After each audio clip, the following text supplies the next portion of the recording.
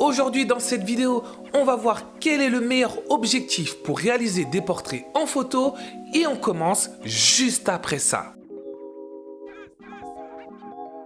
Bonjour tout le monde, bienvenue sur la chaîne Synapse, chaîne où l'on parle de photos, de vidéos, de matériel, mais également de business à travers des tutoriels que tu peux retrouver chaque semaine et cela totalement gratuitement. Comme tu l'as vu dans l'introduction, on va chercher à savoir aujourd'hui quel est le meilleur objectif pour du portrait en photo en se concentrant sur 6 objectifs, à savoir le 24 mm, le 35 mm, le 50 mm, le 85, le 135 et le 200 mm. Pour savoir quel est le meilleur objectif en photo, je vais t'amener avec moi sur une séance avec Myriam qu'on a réalisée au Palais de Tokyo à Paris.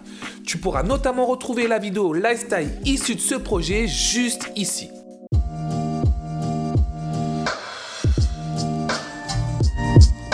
Le premier objectif qu'on va mettre en avant est le 24 mm. C'est un objectif qui va te permettre de voir très large et donc ce qui va être intéressant avec lui, c'est de pouvoir intégrer le modèle et son look de manière assez simple dans l'environnement que tu auras choisi pour travailler. C'est un objectif que j'adore utiliser pour des photos lifestyle notamment, où justement on doit mettre en avant la tenue de son modèle, sa démarche, sa posture, son attitude, sa manière d'évoluer dans son environnement. Cet objectif est donc grandement associé pour moi au mouvement. Il faut tout de suite néanmoins préciser que cet objectif va amener de la déformation, notamment au niveau des proportions du visage dans les plans plus serrés, et cela va le rendre difficile à utiliser dans le cas où tu es très proche de ton modèle. Si on met de côté cette situation, je trouve que tu peux mettre cette déformation que va entraîner le 24 mm au service de ta créativité pour proposer des portraits originaux et qui vont être en accord avec le message que tu souhaites faire passer au niveau de tes photos.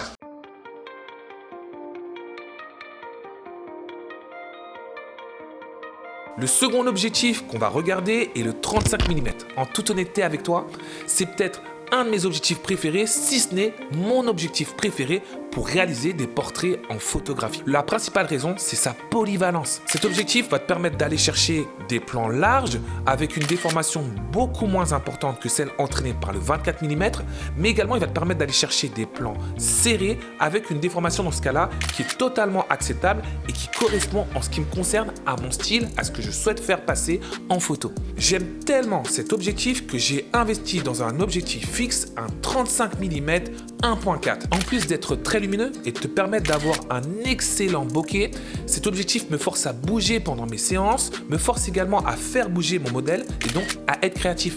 Je vais chercher des photos que je n'aurais pas pu obtenir si j'avais utilisé un zoom ou un autre objectif. Après l'avoir utilisé sans arrêt pendant plus d'1 an sur toutes mes séances photos, je trouve qu'avec lui, j'ai extrêmement progressé. Ce que j'aime aussi avec cet objectif, contrairement au 24 mm, c'est qu'il va commencer à se rapprocher de la vision de l'œil humain, donc de ce qu'on voit tous les jours, tout en laissant une certaine place à la créativité, de par la déformation qu'il procure.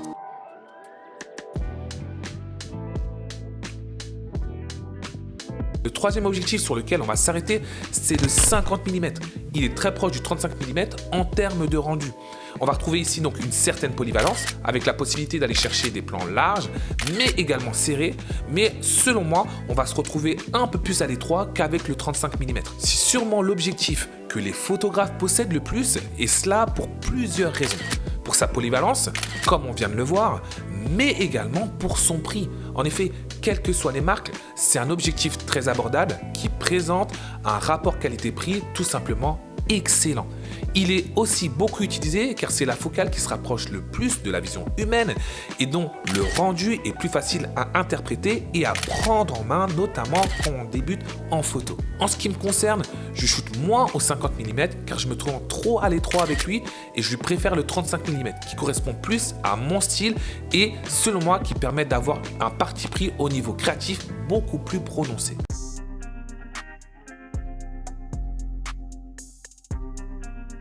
Le prochain objectif dont on va parler, c'est le 85 mm.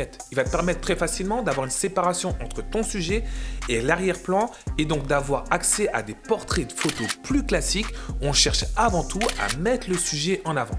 L'arrière-plan ici devient plus secondaire, même si on arrive toujours à distinguer certains éléments. Cet objectif va te permettre d'obtenir des images où tu peux créer de l'intimité avec le modèle sans forcément être proche de lui. On a donc une gestion de la distance qui est différente de celle des objectifs dont on a parlé avant, mais il faut donc t'assurer d'avoir assez d'espace pour ne pas être limité sur le plan de ta créativité. C'est un objectif qui est sans doute un peu moins polyvalent que ceux dont on a parlé avant, mais il va te permettre d'obtenir très simplement des portraits classiques et de qualité. Cet objectif pourra se montrer très complémentaire, par exemple un 35 mm pour du portrait, en te permettant de couvrir la quasi-totalité de tes besoins avec des cadrages très larges, mais également des cadrages très serrés. Ce 35 mm peut aussi être mis en concurrence entre guillemets avec d'autres objectifs, et en disant ça, je pense notamment au 135 mm et au 200 mm.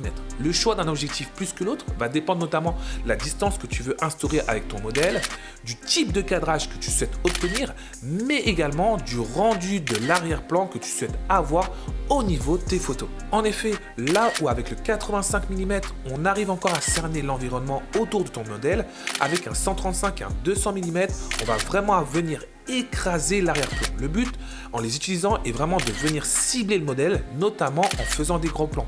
En plus, comme l'angle de prise de vue est vraiment très serré, tu vas souvent les utiliser dans des situations où ton modèle est souvent statique en portrait. On va donc avoir des modes de travail qui sont assez éloignés de ceux des premiers objectifs dont on a parlé, qui étaient plus associés à du mouvement. Il faut aussi préciser que des objectifs comme le 135 ou le 200 mm sont souvent plus gros, plus lourds, donc tu vas être moins discret, et peuvent être aussi plus impressionnants pour des modèles, notamment des modèles qui débutent en photo. Le 85 mm et encore plus le 135 et le 200 mm ont pour avantage de ne pas avoir besoin d'être proche de son sujet pour avoir des résultats de qualité.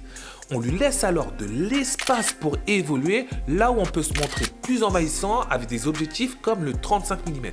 Pour créer de l'intimité, du lien avec ton modèle, tu peux donc commencer avec du 200 ou du 135 mm pour laisser de l'espace, pour le laisser prendre de la confiance.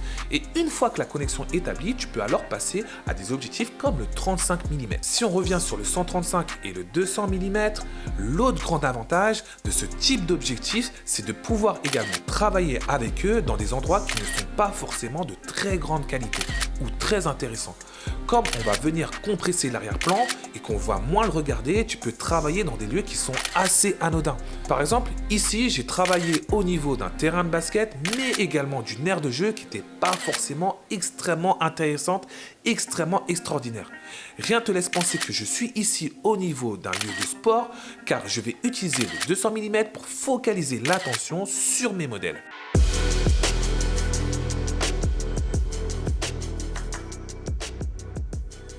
Maintenant qu'on a vu toutes ces informations, comment savoir quel objectif est fait pour toi? La première solution serait de pouvoir tous les tester sur le terrain, mais ça devient compliqué au niveau du budget. La seconde solution serait d'utiliser un objectif de kit ou directement intégré dans ton appareil, comme c'est le cas d'un bridge qui traîne peut-être chez toi. Dans ce cas-là, lors de tes prochaines séances photo, utilise à chaque fois une seule focale, soit uniquement le 24 mm ou uniquement le 35 mm par exemple. Regarde les photos que tu as pu obtenir, mais surtout pense à noter tes sensations pendant la séance pour savoir notamment si tu étais à l'aise et si tu as pris du plaisir durant ton shooting. En comparant ensuite toutes tes notes et toutes tes photos, tu pourras sûrement trouver l'objectif qui te correspond le mieux. La troisième solution, c'est d'investir dans un 50 mm qui, je te rappelle, est celui qui se rapproche le plus de la vision humaine. Comme c'est un objectif passe-partout, tu le garderas quoi qu'il arrive avec toi. Regarde ensuite si tu as tendance le plus souvent en l'utilisant à t'approcher ou à te reculer de ton modèle pour savoir s'il te faut en complément un objectif qui va voir plus large ou plus serré. Alors maintenant, il faut qu'on puisse répondre à la question suivante. quel est le meilleur objectif pour du portrait en photo? Donner une réponse qui va satisfaire tout le monde semble compliqué car comme on l'a vu dans cette vidéo, il existe différents types de rendus lorsqu'on parle de portrait en photographie. Lorsqu'on parle de portrait en photo, deux objectifs sont souvent mis en avant. Le premier, c'est le 85 mm car il va te permettre très facilement d'isoler ton sujet, de flouter ton arrière-plan tout en préservant certains éléments au niveau de ce dernier. Le deuxième, c'est le 50 mm car comme on l'a vu, il est extrêmement polyvalent, il va se rapprocher de la vision humaine et au niveau du prix, il est extrêmement abordable. Néanmoins, il n'y a aucune règle préétablie quand tu vas choisir ton objectif pour faire du portrait. Libre à toi de choisir un 24 mm, un 35 mm, un 200 mm si tu estimes que c'est le meilleur choix pour avoir le meilleur rendu possible au niveau de tes photos. En ce qui me concerne, je vais utiliser en priorité deux objectifs pour mes portraits en photo. Le 85 mm, mais également le 35 mm pour sa polyvalence qui correspond mieux à ma créativité et au style que je veux imposer au niveau de mes photos. N'hésite pas en commentaire à me dire quel est ton objectif favori, quel est celui que tu utilises le plus, mais également quel est celui qui te fait rêver. Si tu as aimé cette vidéo et que les informations que tu as pu y trouver t'ont été utiles, pense à mettre un pouce bleu pour aider la chaîne. Pense également à t'abonner, mais également à activer la cloche pour ne rien rater des vidéos à venir. En attendant, sors, prends des photos, prends des vidéos, éclate-toi et on se retrouve bientôt. Ciao!